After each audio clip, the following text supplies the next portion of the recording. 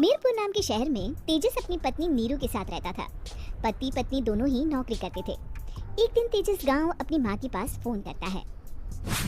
Hello, प्रणाम माँ। जीते रहो माँ, तुम दादी बनने वाली हो। अरे वाह, ठीक है बेटा, मैं कल ही आती हूँ। जब माँ जी शहर पहुंची तो बेटे बहू ने बहुत अच्छे से स्वागत किया। लीजिए माँ जी चाय। अरे गर्मा गर्म पकोड़े ले आओ माँ के लिए। नीरू रसोई में गई और 2 मिनट में ही पकोड़े ले आई। जी ये लीजिए। बहू जादू से बनाए हैं क्या? अभी तो रसोई में गई थी। यम्मी। माँ जी, शीला रसोई में पकोड़े तल रही है, मैं बस लेकर आई। हे भगवान, मेरा धर्म भ्रष्ट कर दिया तूने। अब तो गंगा जल से शुद्धिकरण करना होगा।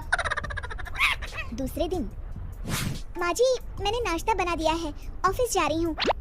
पर अभी तो घर का सारा काम पड़ा है। शीला आती ही होगी, झाड़ू पोछा बर्तन कपड़े वो सब कर लेगी। हमारे जमाने में घर का सारा काम हम ही करते थे। जी माँ जी, आप बहुत होशियार हैं, मैं घर ऑफिस दोनों नहीं संभाल पाती। तो जरूरत क्या है घर से बाहर जाकर चाकरी करने की? वैसे भी घर का काम खुद करने से घर में बरकत आती है, समझी? पर माँ जी। पर वर कुछ नहीं, इस महीने की पगार मिले फिर ऑफिस बंद है। हाँ। रात को नीरू तेजस से कहती है, सुनिए जी, माँ जी बोल रही थी कि मैं नौकरी छोड़ दूं। वैसे ठीक ही तो है, अभी तुम्हें आराम की जरूरत है। फिर भी आराम कहाँ, शीला को छुड़ाने के लिए बोल रही थी। तो अब 24 घंटे में इतना काम तो कर ही सकती हो। पर जॉब पसंद है मुझे, घर पर मन नहीं लगेगा। अगले दिन जब दोनों ऑफिस के लिए निकल रहे थे, मेरी तो कोई कीमत ही नहीं है इस घर में। माँ जी आजकल महंगाई बहुत है, रहन सहन भी बदल गया है, दोनों नौकरी करते हैं तभी ठीक रहता है। अच्छा, तू कहना क्या चाहती है? मेरा बेटा तुझे बिठा के खिला नहीं सकता? तू ही इस घर का खर्च चला रही है, हैं? नहीं माँ जी, मेरा वो मतलब नहीं था। मतलब खूब समझती हूँ, ये बाल धूप में सफेद नहीं किए मैंने। हाँ। अब तो ये रोज का काम हो गया था। तेजस भी रोज की झिक-झिक से परेशान हो गया था। एक दिन उसने कहा, नीरू वैसे भी तुम्हें मैटरनिटी लीव मिलने वाली है, तो अभी से ही छुट्टी ले लो। पर क्या, मेरी सैलरी अच्छी खासी है। आखिर नीरू ने रिजाइन कर दिया।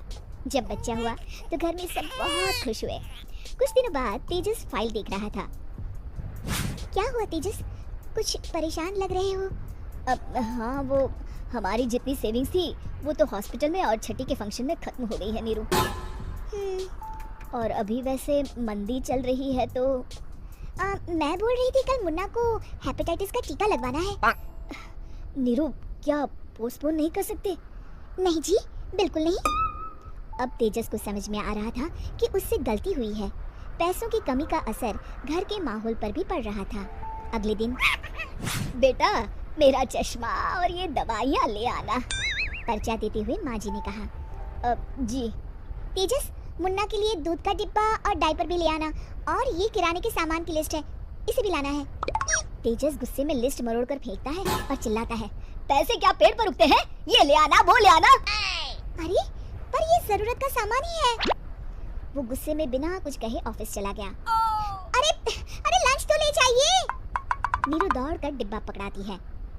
एक दिन खाना खाने के बाद, नीरू, अब तो मुन्ना कुछ बड़ा हो गया, तो अब तुम वापस ज्वाइन कर लो ना जॉब।